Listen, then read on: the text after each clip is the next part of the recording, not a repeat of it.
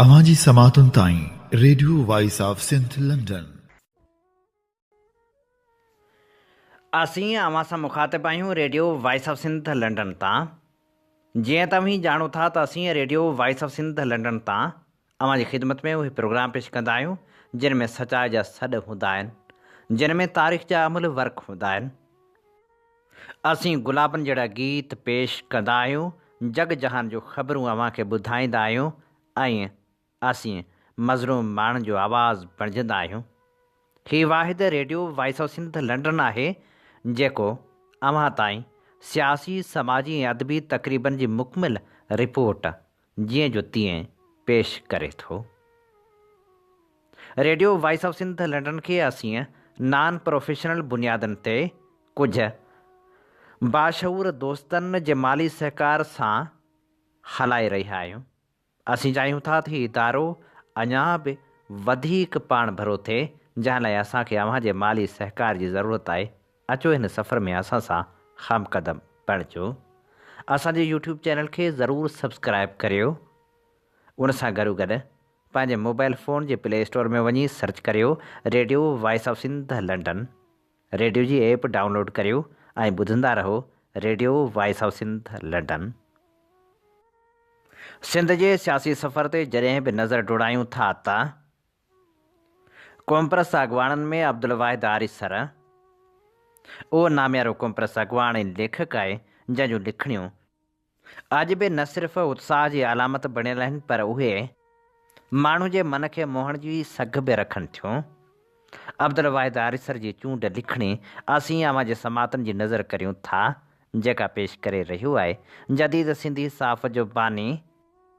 Radio voice of Sindh London जो सरवाण साईं इमदाद ओढो। सच वॾो ॾोहारी आहे। ही किताब मोहतरम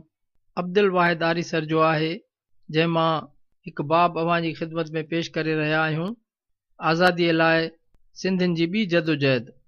शाह बेग अरगून सेवण वारे ई तरफ़ हो त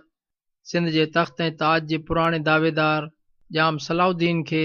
जंहिंखे जाम फ़िरोज़ जी अयामकारीअ में दरिया ख़ान जी हिकमत अमलीअ सबबि ठटे जे तख़्त खां महरूम थियणो पियो हो ऐं गुजरात में रहियल हो, सिंध जी ग़ुलामीअ, जाम फ़िरोज़ी नाअहली ऐं अरगून फ़ातिहनि जी वहशत ऐं दरंदगीअ जूं ख़बरूं पहुतियूं। हिन ठटे जे तख़्त ऐं सिंध जी आज़ादीअ लाइ वरी कोशिशूं शुरू कयूं। जाड़ेजन, सोढन, समन, खंघारनि जो 10,000 लश्कर गॾु करे सिंध ते हमले करण लाइ रवानो थियो। जाम सलाउद्दीन जी हिन कोशिश जे बारे में तारीख़ सिंध जो मुसनिफ़ एजाज़ुल हक़ कुदूसी लिखे थो त सिंध जे उन्हनि क़बीलनि जाम सलाउद्दीन खे हिन करे पंहिंजे उमेदनि जो मर्कज़ बनायो जो हू समा ख़ानदान जो फ़र्द हो। जेसिताईं हिन ऐं जाम फ़िरोज़ जी वेड़ हलंदी रही, तेसीं ताईं ही क़बीला दरिया ख़ान जहिड़े मुहिबे वतन जे करे जाम फ़िरोज़ जी तरफ़ हुआ। पर दरिया ख़ान जी शहादत खां पोइ जाम फ़िरोज़ जो सिंध जी ग़ुलामीअ ते राज़ी थी वियण उन्हनि क़बीलनि खे कीन आड़ियो। हाणे इन्हनि क़बीलनि चाहियो थिए त कहिड़े बि नमूने मुल्क खे गैरनि जी ग़ुलामीअ खां आज़ादी नसीब थिए। हक़ीक़त हीअ आहे त सिंध जे मुहिबे वतन अवाम सम्झो थिए त आज़ाद सिंध जी गिचीअ में ग़ुलामीअ जो गट विझण जा ज़िम्मेवार शाह बेग अरगून ऐं जाम फ़िरोज़ हुआ। हिन वक़्तु ठटे ते जेतोणीकि नाले मातर जाम फ़िरोज़ जी हुकूमत हुई, पर हक़ीक़त में जाम फ़िरोज़ अरगूननि जो दलाल ऐं गुॾो बणिजी चुको हो। इन करे सिंधी अवाम जाम फ़िरोज़ ऐं शाह बेग अरगून जो गॾियल दुश्मन थी पियो। इहो ई सबबु हो जो जॾहिं जाम सलाउद्दीन जाम फ़िरोज़ जी ग़ुलामाना हुकूमत जे ख़िलाफ़ आज़ादी ऐं हुरियत जो झंडो बुलंद कयो, तॾहिं उहे सभु क़बीला जिन खे सिंध जी आज़ादी में ईमान हो, से हिन ख़्याल सां जाम सलाउद्दीन सां गॾिजी विया त शायदि संदन ज़रिए मुल्क खे गैरनि जी ग़ुलामीअ खां आज़ादी नसीब थिए। हिननि जे ख़्याल में जाम फ़िरोज़ जे ख़िलाफ़ जंग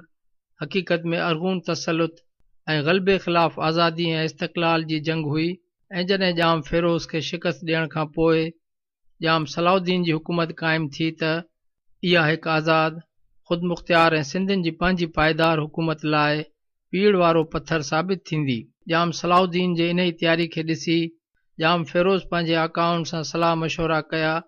फ़ातिह अरगून ऐं जाम फ़िरोज़ जे विच में सफ़ारत जा फ़राइज़ काज़ी कादन सरअंजाम ॾिना। नेट काज़ी कादन जी घणी डुक डोड़ खां पोइ जाम फिरोज़ ऐं फाते अरगून जी सलाह सां मिर्ज़ा शाह हसन खे सिंध जी आज़ादीअ लाइ काहे ईंदड़ जाम सलाउद्दीन जे लश्कर सां मुक़ाबले करण लाइ मोकिलियो वियो। आख़िरकार झालार जे पट में ॿिन्ही फ़ौजुनि में क़यामत ख़ेज़ जंग लॻी। सिंधियुनि इंतिहाई बहादुरीअ, बेजिगरीअ, हिमत ऐं हुबुल वतनी जे जज़्बे सां सरशार थी जंग कई। इन ई जंग में जाम सलाउद्दीन ख़ुदि अमर आमराणीअ ऐं जाम सलाउद्दीन जो पुटु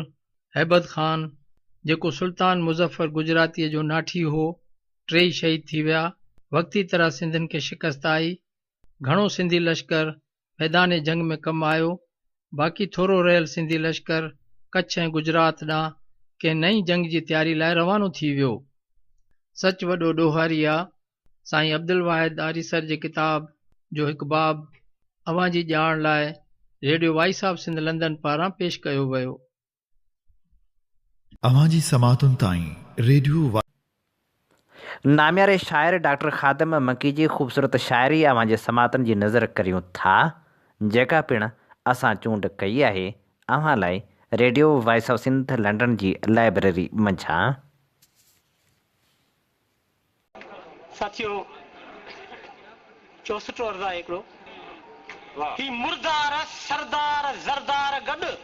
थियो मज़दूर हारी ऐं नादार गॾु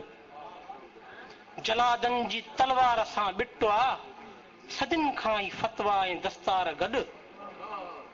जलादन जी तलवार सां ॿिटो आहे सदिन खां ई फतवा ऐं दस्तार गॾु निरालो रंग आहे जिन जो उहे निर्वार हूंदा आहिनि कॾहिं महफ़िल कॾहिं मक़तल सदा सरशार हूंदा आहिनि इहे दरिया न आहिनि जो सियारे में सुकी वेंदा इहे हर मुंद में ओ यार तारों तार हूंदा आहिनि उन्हनि जो ज़िक्र जे नाहे ता हर बाब अणपूरो इहे तारीख़ जा अहिड़ा अमर किरदार हूंदा आहिनि असां जूं सभु सीताऊं अञा बि क़ैद में आहिनि वरी रावण नवां नाला वठी निर्वार थिया आहिनि दसाड़ा ई अजाया विया अजाया तेल ॿारियासीं अजाया खीर खारियासीं अजाया घी हारियासीं समूरा तीर ई पंहिंजा हवा में ई हलायासीं रुगो पुतला जलायासीं रुगो पुतला जलायासीं नज़्म अर्ज़ आहे आऊं अकेलो काथे आहियां मूं वटि हर पल मेलो आहे आऊं अकेलो काथे आहियां मूं वटि हर पल मेलो आहे हर गुल सां गॾु आऊं टिड़ां थो पोपट पोपट सां उॾरां थो हर चंड सां गॾु आऊं खिड़ां थो तारे तारे सां बरां थो रोज़ नए सिज सां उभरां थो किरणे किरणे सां जरकां थो मुर्कां थो हर ॿार सां गॾिजी टहकनि जे हर टार सां गॾिजी हर का लहर हिंदोरो मुंहिंजो ऐं ही रूह बतेलो आहे मूं वटि हर पल मेलो आहे हीरू हर पल हुगार आणनि मूंसां रंग रिहाणियूं कनि था मां कफड़ा थी मोती जरकनि रोज़ अचनि था रोज़ वञनि था वास गुलनि जो माणे माणे ॿूर वणनि जो छाणे छाणे मेवनि में रस आणे आणे सत पवे थो दाणे दाणे वण वण ही हमराज़ आहे मुंहिंजो अंदर घाटो ॿेलो आहे मूं वटि हर पल मेलो आहे मलमल जहिड़े कोमल मन सां रलमल थी वियुसि हीरू हर पल हुगाव आणनि हीरू हर पल हुगाव आणनि मूंसां रंग रिहाणियूं कनि था मां कफड़ा थी मोती जरकनि रोज़ अचनि था रोज़ वञनि था वास गुलनि जो माणे माणे ॿूर वणनि जो छाणे छाणे मेवनि में रस आणे आणे सत पवे थो दाणे दाणे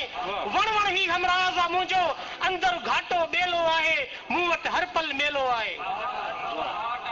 मलमल जहिड़े कोमल मन सां रलमल थी वियुसि जल थल थी वियुसि वारीअ जे हर ज़रे ज़रे में फुड़े फुड़े जीअं शामिल थी वियुसि हर मुख ते मां मुर्क जीअं आहियां हर अखि जो मां काजल थी वियुसि हर सीने में हिकिड़ो सागर हर सागर जो साहिल थी वियुसि ही संसार पुराणो आहे पर मूं लाइ नओं नवेलो आहे मूं वटि हर पल मेलो आहे मोहन देबुल मकली मुंह में म्याणी मुंह तलटी खरड़ी मुंह में मलीर मुंह में अरोड़ मुंह में केच हुजे या बंभोर मुंह में नारी नारी रूपा माड़ी माई किंझर मंछर मांझर माई काछो नारो रोई बीमा मोरो दादू जोई बीमा मुंह में काकमल ओराणा मुंह में काथेलो आहे मूं वटि हर पल मेलो आहे ॾाहप विरसो पंहिंजो साथी महिनत सरमायो पंहिंजो राहे अमल ई पंहिंजी मंज़िल लायो सभु सजायो पंहिंजो गोरनि सां गॾु कारनि सां गॾु ॿुढड़नि सां गॾु ॿारनि सां गॾु ओभर ओला वारनि सां गॾु जग जे हीणनि सारनि सां गॾु ओभर ओला वारनि सां गॾु जग जे हीणनि सारनि सां गॾु आरी नारी हर हिकु पोरियत मुंहिंजो कुर्म कबीलो आहे मूं वटि हर पल मेलो आहे मूं वटि हर पल मेलो आहे वाह डॉक्टर खादिम मंगी साहब अवां जी समातुनि ताईं radio voice of Sindh London